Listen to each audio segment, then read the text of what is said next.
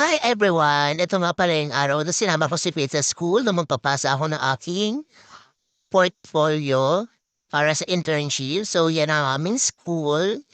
Tapos sobrang gutom na ng person at ang request niya lang ay corn dog. So ayan, good thing may corn dog sa school.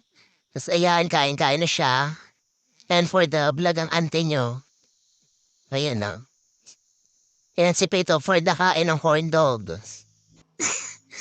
Nakakaawa din kasi hindi kami nakapag-lunch pero nakakain naman kami ng mga 10:00 kaya medyo okey-okey pa.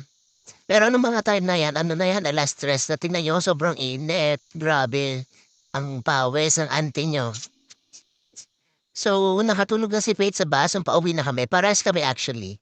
Tapos nung pagbaba namin ng bus, kumain na din kami kasi sobrang gutom na namin. Tas eto, dinner na namin yan, mga 6 PM. Maliwanag pa naman yung 6 PM. So ayan, dinner namin para pag-uwi namin ng bahay ay matutulog na kami. So ayan ang kaganapan for the gutom na gutom.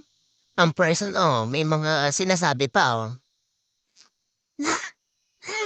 May mga chika pa, Happy tummy na daw siya kasi sarap daw food niya. Swerte, sarap. May ice cream pa.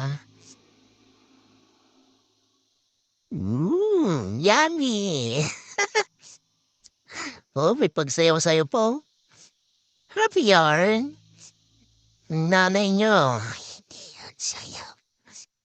Ayan pagkain niya, nuggets tsaka spaghetti, tapos sundae, tas fries. Tas sa'kin, spaghetti tsaka chicken. Sobrang gutom namin talaga, sobra. Kasi huling kain namin ng kanin 10:00 pa. Tapos yung pagkatapos ko magpasa ng portfolio, hindi ako kumain, siya lang kumain ng corn dog. Kasi nga nagmamadali na kami umuwi kasi hapon na. So yun lang. Siya lang yung nakakain o kaya naman nung auntie niyo, may spaghetti na may chicken pa, tas may rice, kaloka. So yun lang guys, thank you for watching. Happy tummy everyone.